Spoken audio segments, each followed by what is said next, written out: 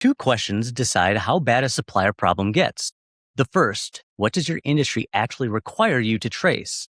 The second, when a lot goes bad, how fast can you prove where it went? Most teams have a fuzzy answer to the first and a slow answer to the second. Today, we fix both.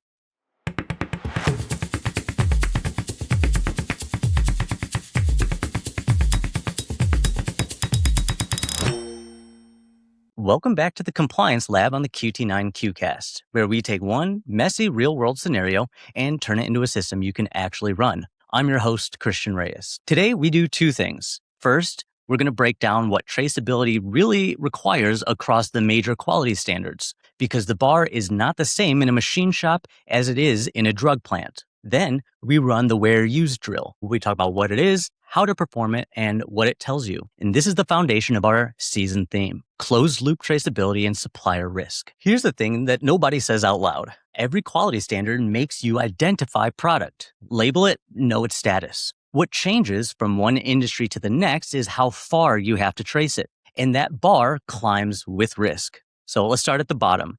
ISO 9001, the general quality standard. Clause 8.5.2, identification is required, but real lot and serial traceability is conditional. The standard only asks for it when it's a requirement, quote unquote. Translation, ISO 9001 by itself makes you label it. It doesn't make you trace it until a customer or a regulator says so. Now, let's step up to aerospace, AS 9100, which is going to become IA 9100. Same clause number, 8.5.2, but amplified. Aerospace flips the default.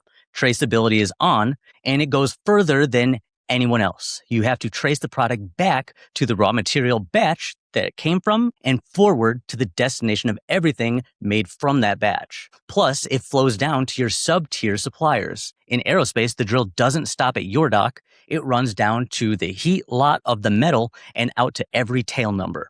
Now, medical devices. ISO 1345, clause 7.5.9. Here, traceability is not optional at all. You have to document how far it goes and what records you keep. And for implantable devices, you go even deeper still. Components, materials, even work environment conditions. On the FDA side of things, the old rule, 21 CFR 820.65, tied a control number on every unit or lot to implant and life-sustaining devices alike. That section did not survive the transition that happened earlier this year. As of this year, the QMSR runs on ISO 1345 instead, because ISO 1345's deep traceability clause names only implants.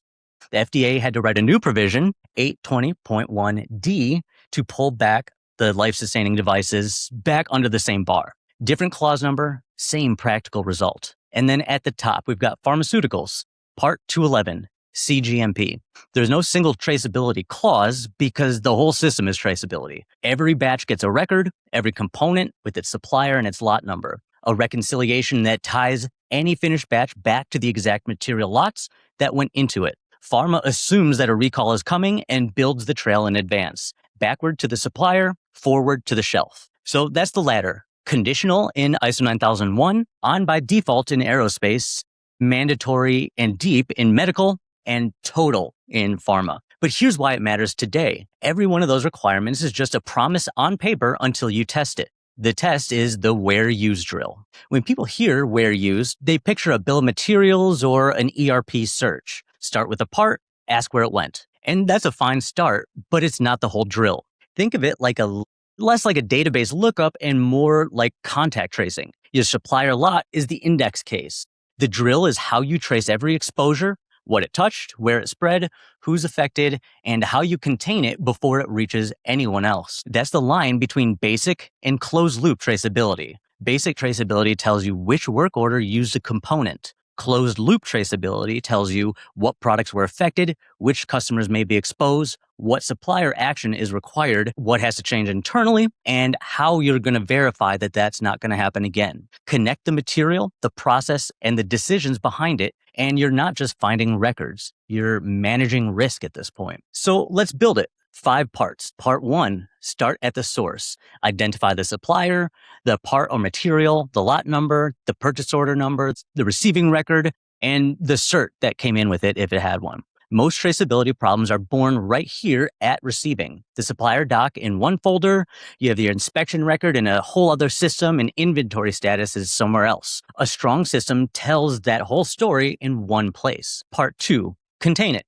Where is that material at right now? Raw inventory, quarantine, staged, work in process, finished goods, or is it already shipped? Before root cause, before disposition, before any customer decision, you stop the risk from moving. And the rule, a hold that only lives in a spreadsheet is not a true containment. If the floor cannot see that hold, the hold is not real. Part 3, trace the product. Move into production history. Which work orders used that lot? Which batches, assemblies, or serial numbers came out of those jobs? Any substitutions, any deviations, or any rework? This is where your product genealogy gets tested. Can you prove what went into what, when, and under what approval status? Part 4, find the exposure. Are the affected products still under your control? What's still in finished goods? What shipped to which customers and in what quantity? This is where good traceability pays for itself. Go from everything we shipped this quarter down to these 2 lots, these 3 customers, and this date range. And you've changed the whole situation.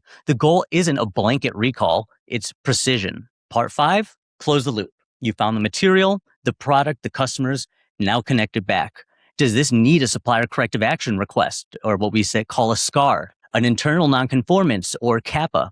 Does the supplier's risk rating change? Should incoming inspection catch it next time? Does a spec need to be revised, or do people need to be retrained? What happened? What's affected? What's contained? What actions are required? Who owns it? When it's due? And how you're going to verify that it worked. Make it real fast. A supplier calls lot B247, a stainless bracket you use in 2 product families, may have had an out-of-tolerance cleaning process. You run the drill, source, you pull the lot, the POs, the certs that came in with on, let's say, 2 different shipments. Containment, some brackets are still in raw inventory, so they go on hold. The product itself, B247, traced into 4 different work orders across both product families. Exposure. 2 finished lots are still in your building, 1 shipped to a customer, and 1 is staged for manufacturing. So to close the loop, open up your supplier corrective action, revise the inspection, update the risk rating. You're no longer asking where that bracket went. You're asking what risk it created, what controls held, which controls failed, and what has to change. So what do you get out of this? Run the drill and score 5 things, because each one is a piece of information about your system. Time to exposure is how fast you can find the inventory, work orders, finished goods, and shipments tied to your lot. That's how long your clock runs in a real event. Completeness of evidence. Can you connect supplier docs, the inspection results, and disposition records, or do you hit dead ends? That's whether you could defend the trace in an audit. Containment readiness. Can you place material on hold visibly and fast? The quality system linkage is if you can connect that issue to actual nonconformances, CAPAs, supplier actions, supplier corrective actions, change control, and training, and decision readiness. Could leadership make a confident call from what you've pulled together? And that last one is the whole point. The purpose of traceability isn't to collect records. It's to support a fast, confident, defensible decision. And here's what usually decides all 5. Are your systems connected? If supplier records live in one place, your inspections live in another, the inventory is in a completely separate ERP system, and CAPAs are, tracked in a spreadsheet, the drill is going to become a scavenger hunt. But when your QMS and ERP actually talk, that lot number becomes a single thread that you can pull. Receipt, inspection, work order, finished goods, shipment, customer, and corrective action all hang off of the same record. So here's your challenge. Pick 1 supplier, 1 recent lot, and run a 30-minute where used drill against those 5 scores we talked about. If it took hours of digging through emails and shared drives, that's your signal. Eventually, isn't a plan when supplier risk gets urgent. And remember the ladder that we started with. Whatever your industry requires, the where used drill is how you prove you actually meet the requirements. It's not complete when you just find the record. It's complete when your organization is safer because of what that record revealed. If this helped, please like, comment, and subscribe. And if you want a simple where used drill scorecard for your team to use, drop your email in the comments and I'll send it on over. I'm your host, Christian Reyes, and this has been the Compliance Lab on the QT9 QCast. Until next time, keep improving and stay compliant.